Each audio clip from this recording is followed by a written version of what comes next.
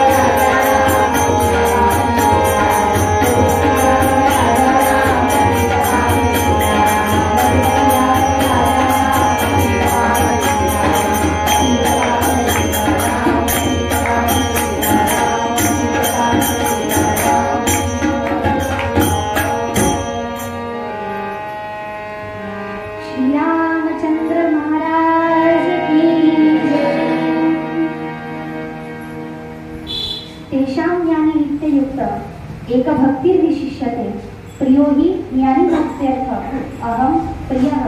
म्हणजेच भगवंत काय म्हणतो, माझ्यात सदा हाच अति उत्तम असतो, कारण की तत्वरूपाने त्याला मी अत्यंत प्रिय असतो आणि मला सुद्धा तो. गोपाळ कृष्ण महाराज की जय. महाराज हा जन्मदा मृत्यूलोके भलोके भवसिंधुसी बांधलासे तुझे अनाथादिना कारणी तू कलाने. पुंडली वरदा श्री ज्ञानदेव तुकाराम पंढरीनाथ महाराज की जय. माऊली ज्ञानेश्वर महाराज की जय.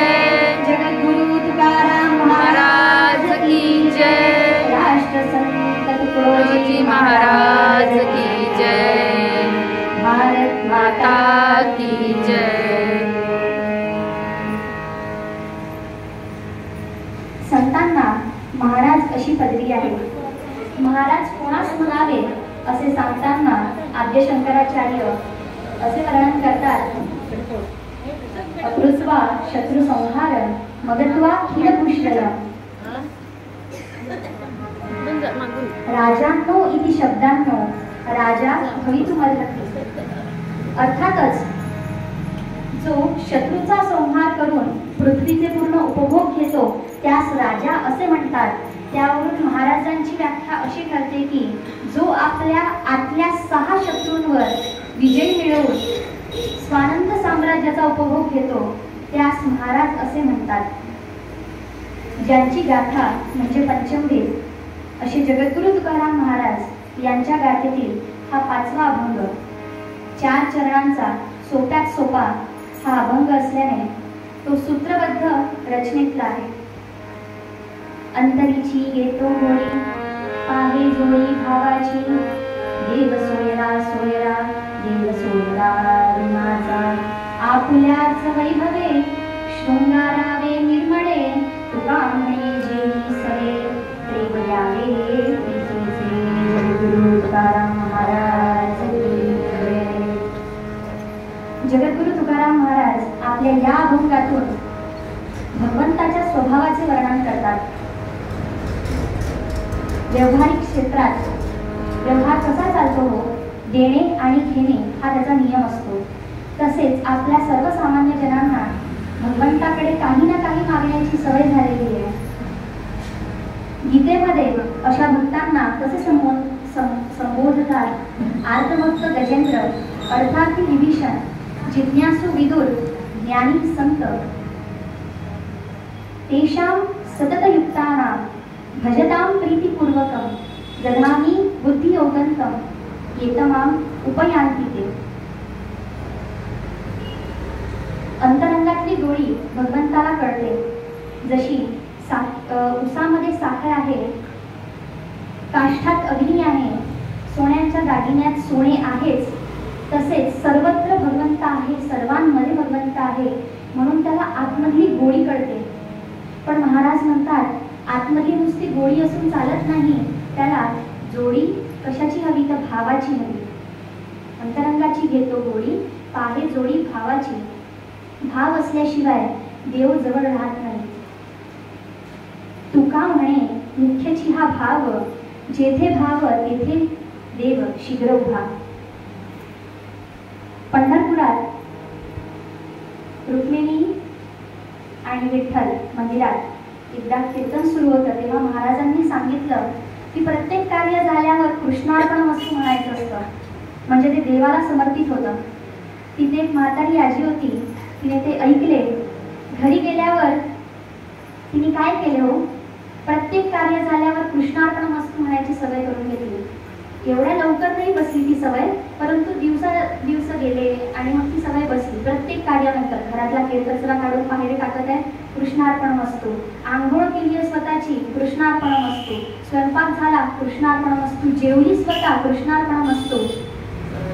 दिवसेंदिवस गेले, एवढी सवय झाली कृष्णार्पणमस्तु म्हणायची की एक पाऊल टाकलं कृष्णार्पणमस्तु, दुसरे पाऊल टाकले कृष्णार्पणमस्तु, एक हात वरती घेतला कृष्णार्पणमस्तु, कोणाला पाहिले कृष्णार्पणमस्तु, कोणी सुंदर दिसतंय कृष्णार्पणमस्तु, कोणी कसंही दिसो कृष्णार्पणमस्तु.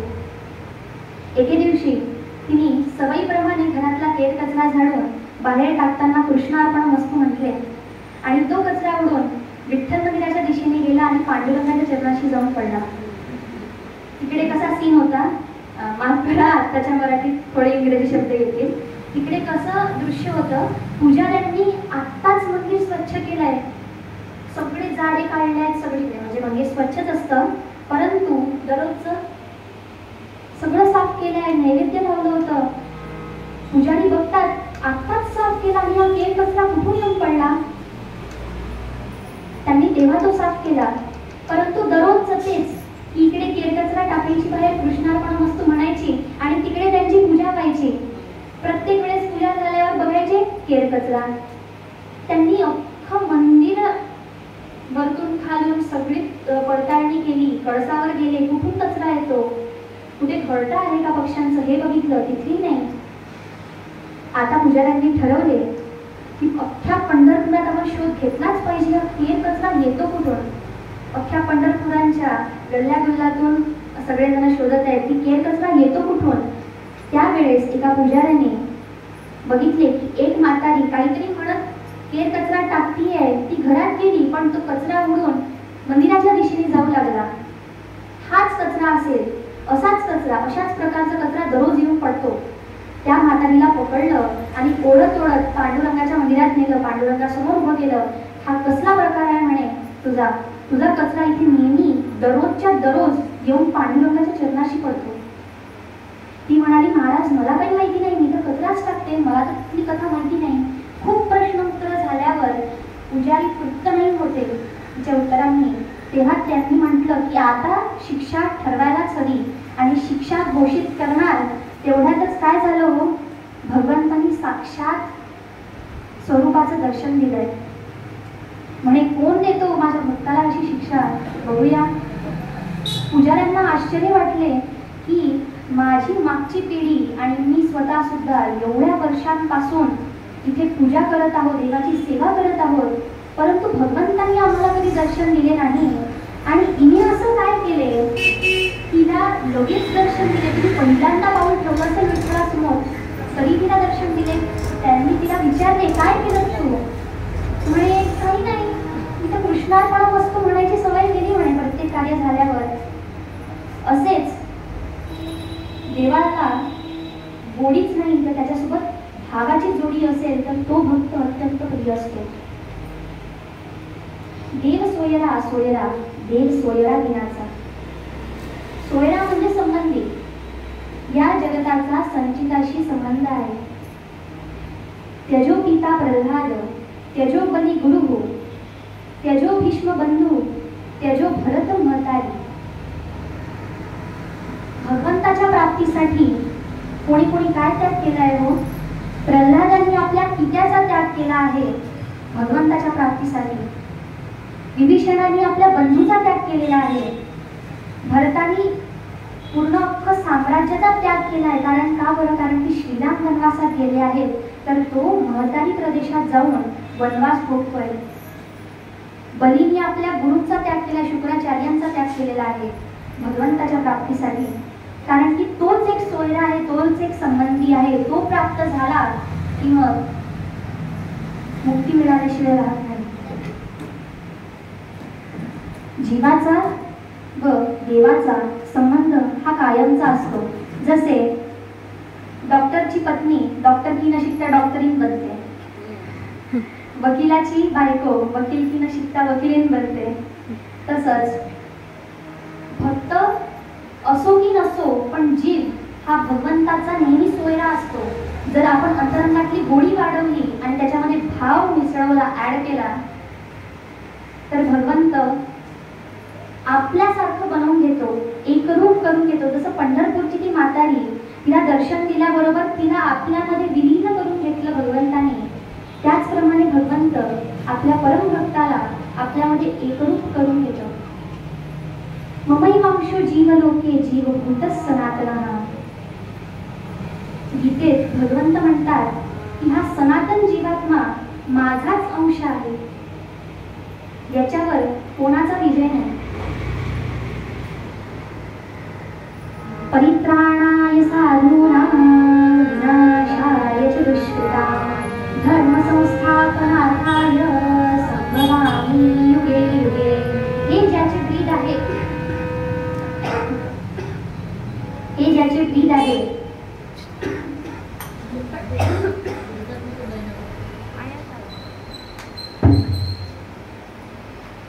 हे ज्याचे ब्रीद आहे तो भगवंत सुद्धा आपल्या भक्तासाठी निराकार परमात्मा असून त्याला सगुण रूप घ्यावं लागतं.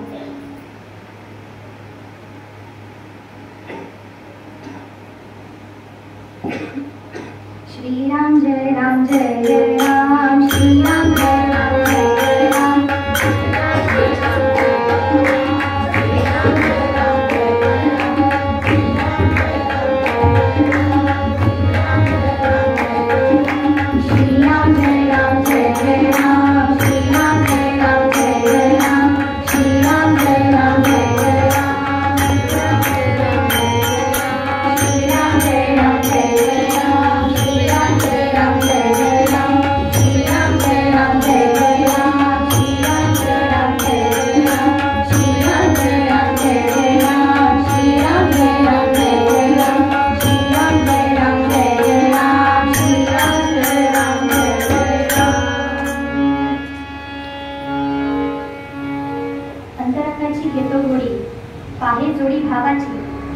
गोडी आल्यावर भावाची जोडी हवी.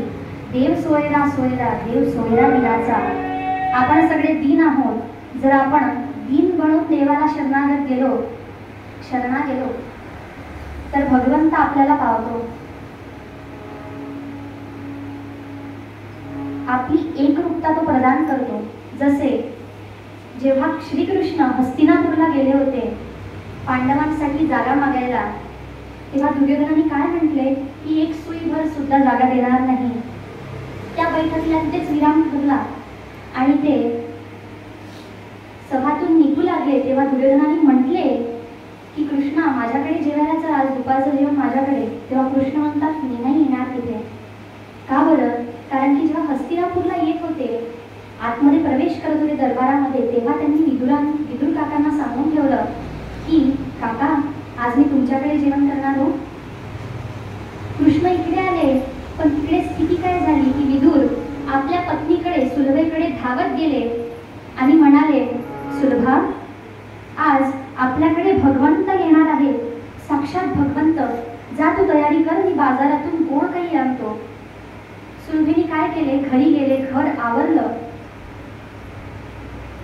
शेणाने अंगण सारवलं, तुळशी सारवली आणि तसेच चिखलाचे कपडे होते सगळे आणि ती स्नानाला बसली. अंगावर एक बादली पाणी घेतली होती, कपडे ओले केले होते. तेवढ्यातच बाहेरून आवाज आला, माते. ती म्हणाली, कोण? इकडून आवाज आला, म्हणजे कृष्ण. भान विसरून गेली आणि बाहेर आली. तिला स्थितीचा काही अंदाजच नाही.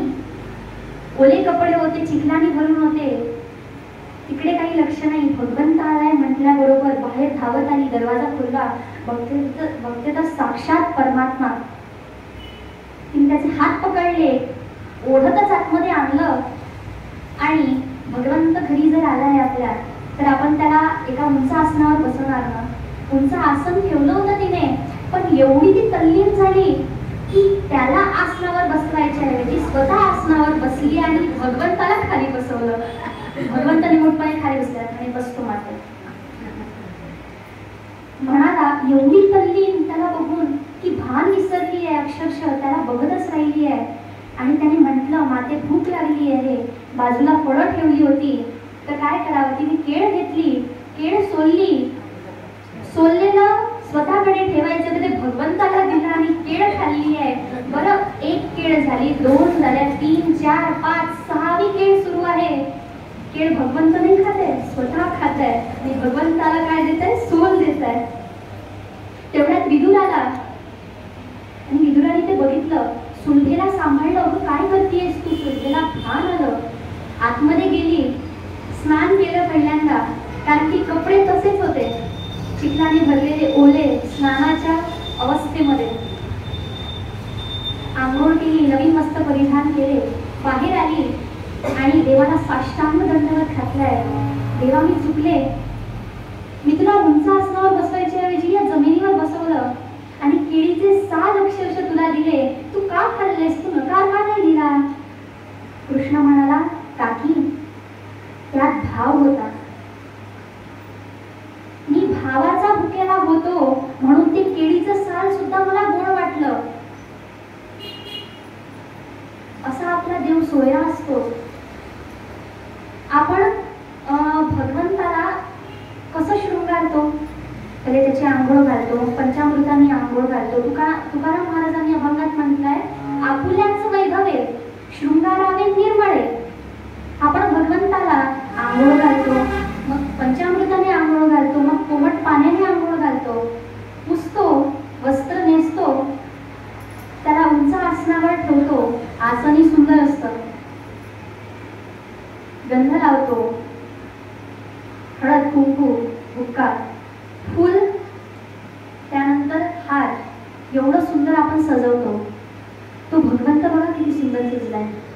पण भगवंत आपल्या भक्ताला कशाने शृंगारतात हो? आपुल्याच वैभवे शृंगारावे निर्मळे. कसे सजवतात भगवंत आपल्या भक्ताला, परम भक्ताला?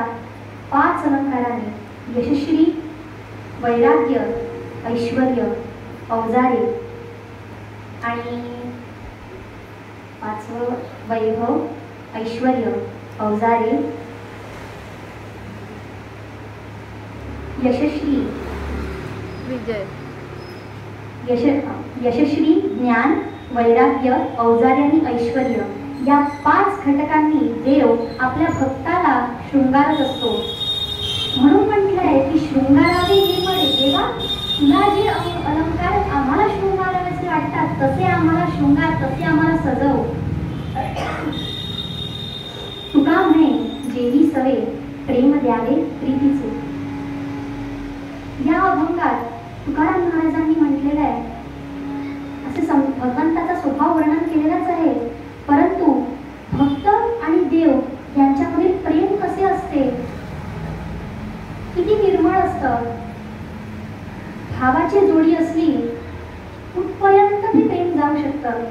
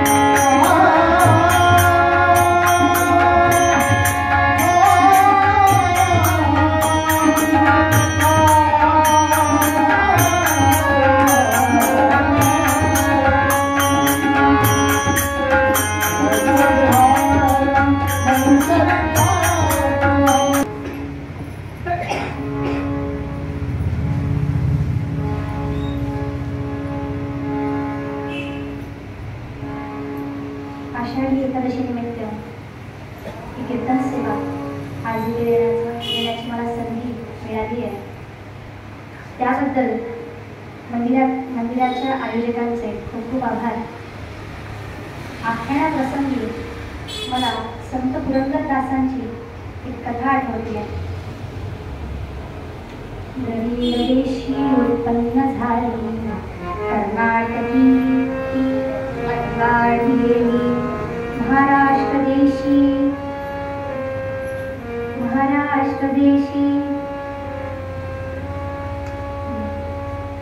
महाराष्ट्र देशी दयास गेली गुर्जर देशी दयास गेली. सोलापूर जिल्ह्यात पुरंदर गावी किंवा पुरंदर कट्ट कर्नाटक येथे जन्म झाला एका महान व्यक्तींचा अशी वंदता आहे. वरदप्पा नाईक आणि माता लीलावती हे हिरामोती यांचा व्यापार करणारे व्यापारी यांच्या उदरी श्रीनिवास नाईक यांचा जन्म झाला. श्रीनिवास नाईकांना लहानपणी शिवप्पा देखील म्हणत.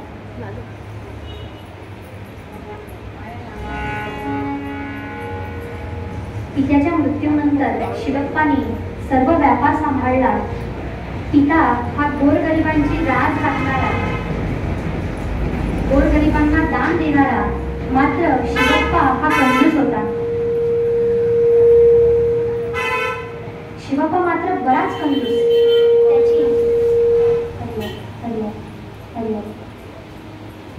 त्याची पत्नी सरस्वती ही अतिशय सत्शील दानी भावाची होती. तिला नेहमी वाटायचे की काहीतरी दान करता यावे, कोणत्या तरी ब्राह्मणाची सेवा व्हावी असं तिला नेहमी वाटायचं. परंतु तिचे एकही चालायचे नाही, कारण की शिवप्पाचा तसा स्वभाव होता. तिला अतिशय दुःख व्हायचे आणि ती पांडुरंगाला सदैव म्हणायची की पांडुरंगा या जन्मी तरी काही दान करता यावे. पांडुरंगाने ते ऐकले आणि ब्राह्मणाचे रूप घेऊन पांडुरंग निघाले पुरंदरास.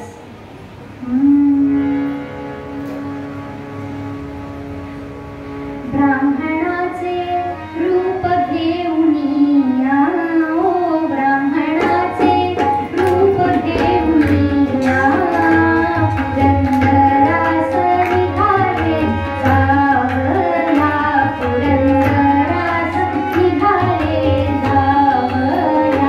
वस्त्र जीर्ण असे अंगावरी, वस्त्र जीर्ण असे अंगावरी, पोट कपाटीस लागलेले भारी, पोट कपाटीस लागलेले भारी. ब्राह्मणाचे रूप घेऊन या, हो ब्राह्मणाचे रूप घेऊन या, पुरंदरास निघाले जावया, पुरंदरास निघाले जावया, पुरंदरास निघाले जावया. ब्राह्मणाचे रूप घेतले. वस्त्र जीर्ण असे अंगावरी, अंगावर जीर्ण वस्त्र आहे.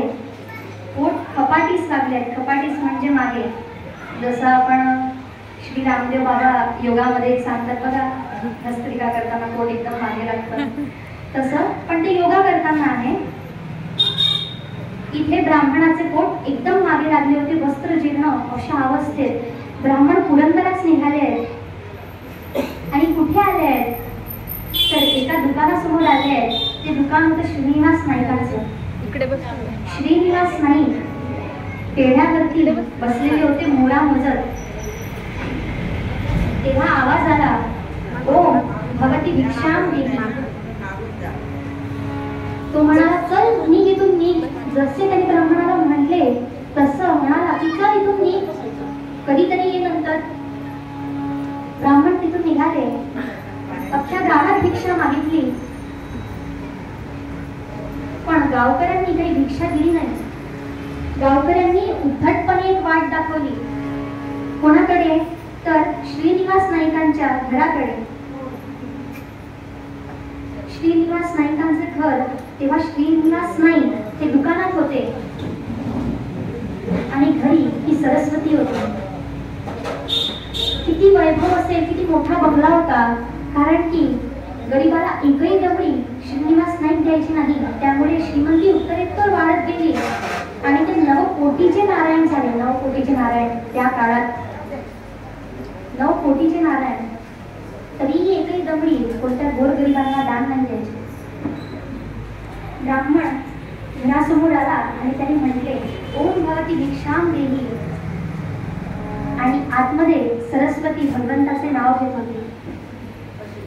नाव तिचे सरस्वती करी सार्थक करी माऊली.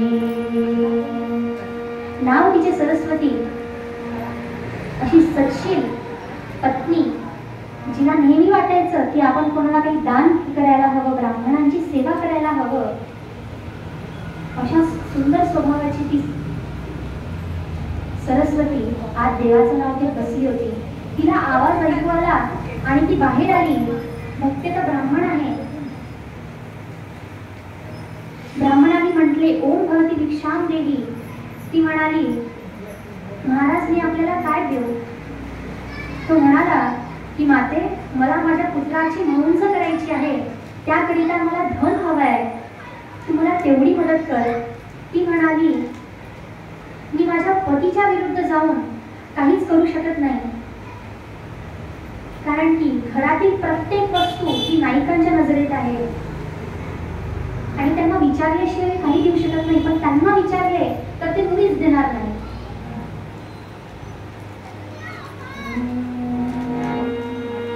विजयरा हो मज क्षमा करी हो, निष्ठा माझी पती परी हो.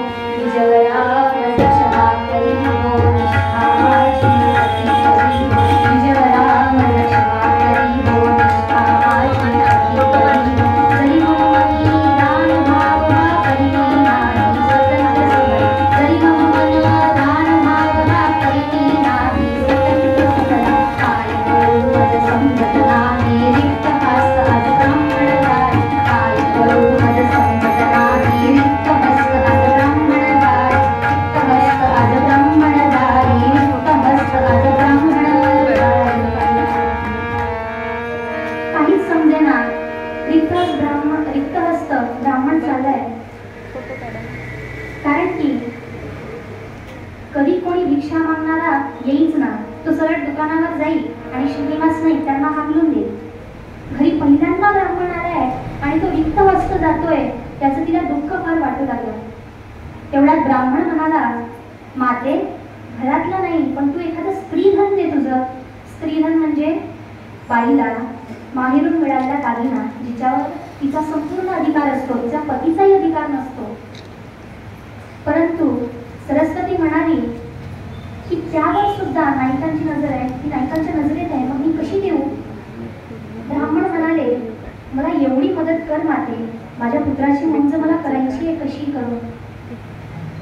तिने ब्राह्मणाला आत बोलवले, त्याचे पूजन केले, चरण धुतले, पूजन केले आणि त्याला दान म्हणून तिचे स्त्रीधन त्याच्या हातावर ठेवत म्हणाले, माझे पुण्य पडाला रे, माझे पुण्य पडाला रे, माझे पुण्य पडाला रे. आज मी धन्य धन्य झाले, माझे पुण्य पडाला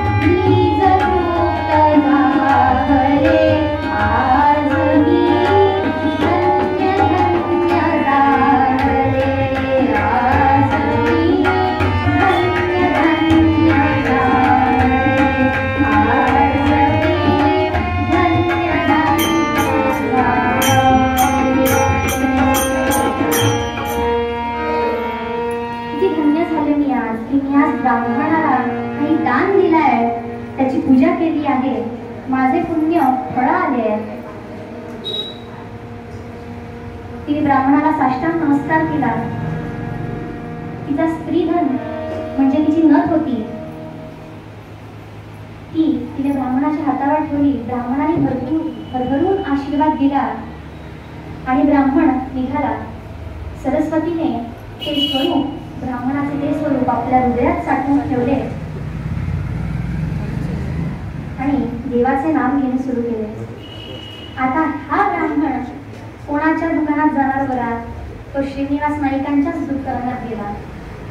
तिथे जाऊन काय म्हणतो, महाराज महाराज महाराज दया करा दया करा.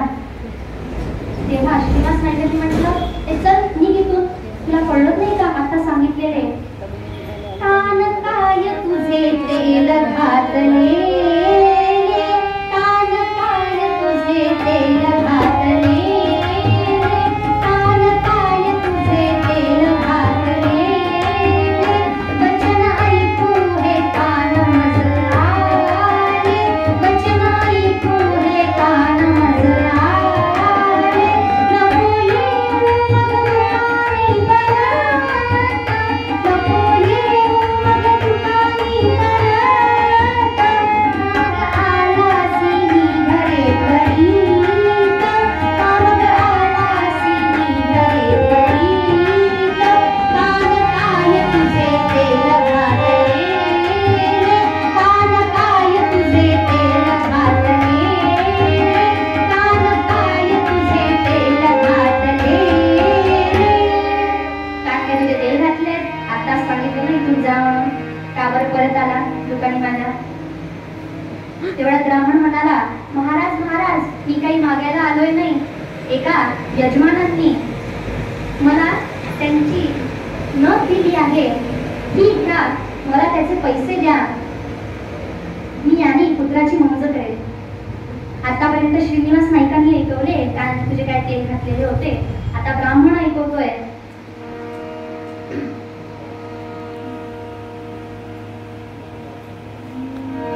मजदाता भेटे ग तुम्हा ऐसाची श्रीमंत, मजदाता भेटे ग तुम्हा ऐसाची श्रीमंत, मजदाता भेटे ग तुम्हा ऐसाची श्रीमंत, कधी ऐसे दाते थोर, कधी ऐसे दाते थोर, तुम्हा का झाला हा घोर, तुम्ही करा हो तुमचे काम, मजला माझे द्या काम, तुम्ही करा हो तुमचे काम, मजला द्यावे माझे काम, मी करीन उपनयन, मी करीन उपनयन, माझी आहो पुत्राचे मजदाता, मजदाता भेटे ग ऐसा श्रीमंत, मजदाता भेटे ग तुम्हा ऐसाची श्रीमंत. तुमच्यासारखा असा एकच श्रीमंत आहे का हो? तुम्हाला का घोर झाला दुसऱ्यांनी असा थोरपणा केला तर दान देऊन? असं ब्राह्मणांनी खूप ऐकवलं. अभाषासारखा श्रीनिवास नाईक पेढ्यावरून उतरला आणि त्याने ती नथ म्हणजे नथ एका पुडीत बांधलेली होती. ती पुडी घेतली, हातावर ठेवली आणि खोलून बघतो तर काय, ही नथ पाहिल्यासारखी वाटत आहे कुठेतरी. पाहिली आहे मी नथ. तो उद्गार करायला लागला, असा अडबडायला लागला, कारण की त्याला घोर की माझ्या पत्नीने माझ्या इच्छेविरुद्ध काहीतरी दान केलंय, पहिल्यांदा दिलंय कोणाला तरी की यांनी चोरलाय. तो म्हणायला लागला, तर तू उद्या संध्याकाळी ये. एवढा त्याला घोर झाला. उद्या संध्याकाळी ये, मी तुला त्याचे पैसे देतो. ब्राह्मण तिथून निघून गेला. आता याने काय करावं? तिजोरीचा कुलूप खोलला, तिजोरीचा कप्पा काढला, त्यात ठेवणार तिनं कप्प्यातल्या कप्प्याच्या चोर कप्प्यात त्याने ती नथ ठेवली.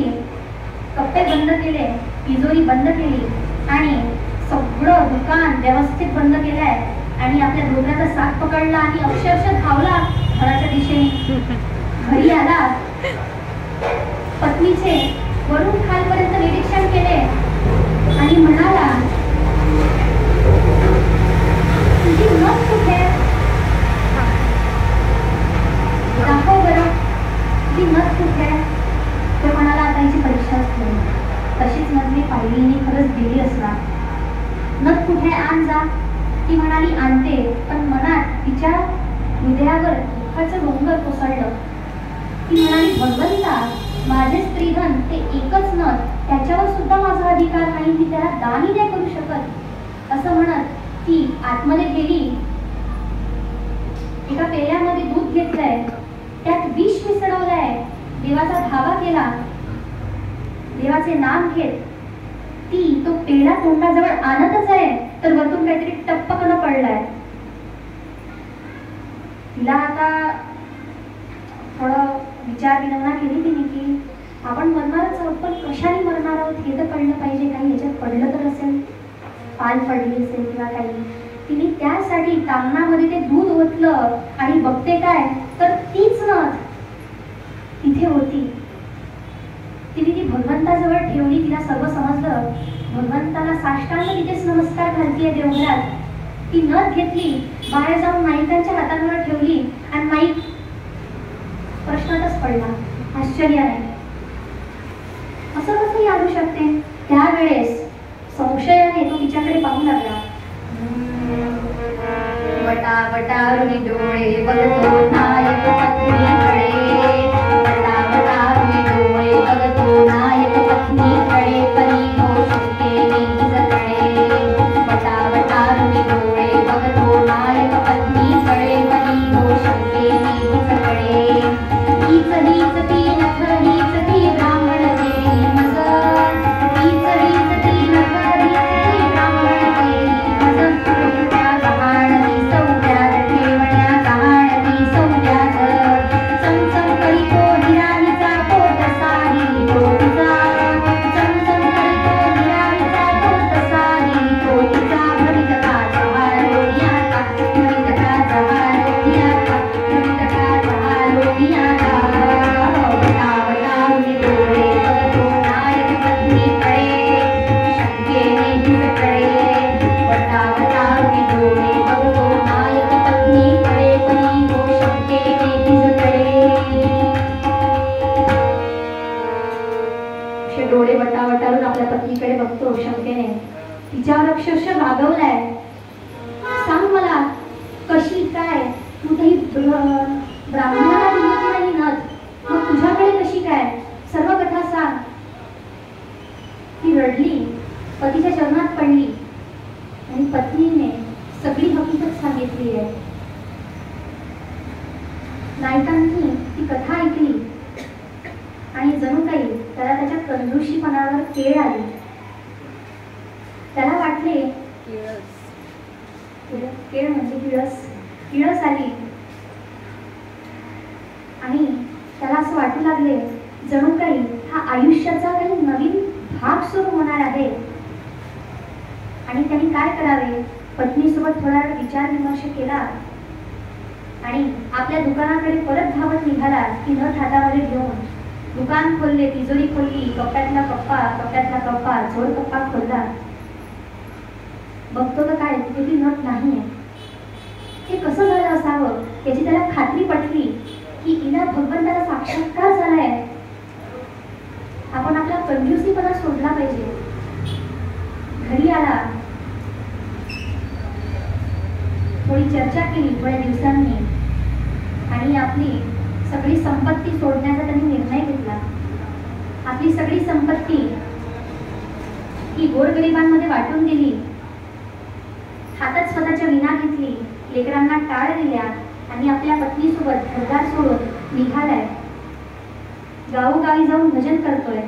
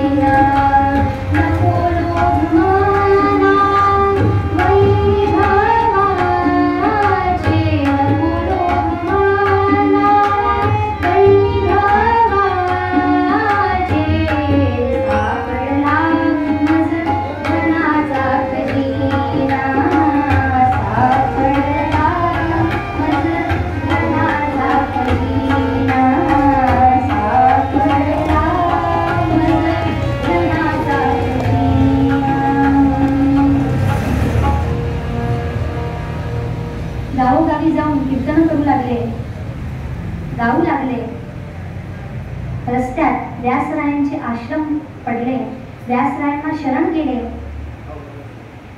आता शिवप्पा उत्तम काव्य रचू लागले.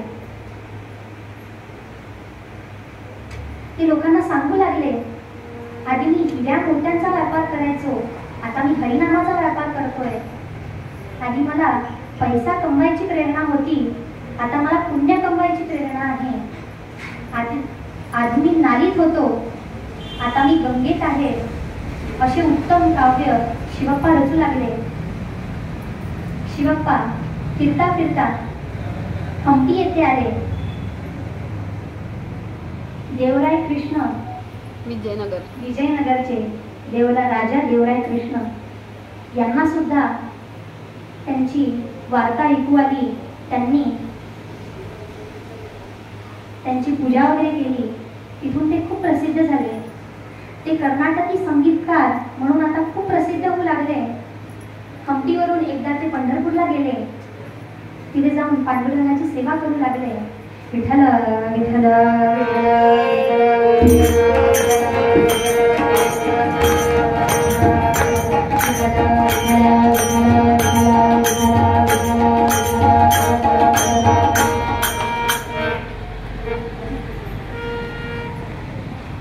झालेली सेवा माझ्या सद्गुरू हरिभक्तपरायण सविताई व पांडुरंगाच्या चरणी अर्पण करते. मंदिराच्या आयोजकांचे आभार मानते, ज्यांनी मला कीर्तन सेवा देण्याची संधी दिली. जे काही चांगले वाईट असेल त्यातले वाईट माझे आणि चांगले माझ्या श्री गुरूंचे, माता सरस्वती पांडुरंगाचे आणि तुम्हा सर्वांचे. चुकभूल क्षमा करावी. हरी म्हणा तुम्ही, गोविंद म्हणा तुम्ही, गोपाळ म्हणा नारायणा. हरी म्हणा तुम्ही, गोविंद म्हणा तुम्ही, गोपाळ म्हणा नारायणा. गोविंद गोपाळ हरी नारायणा, गोविंद गोपाळ हरी नारायणा, गोविंद गोपाळ हरी नारायणा.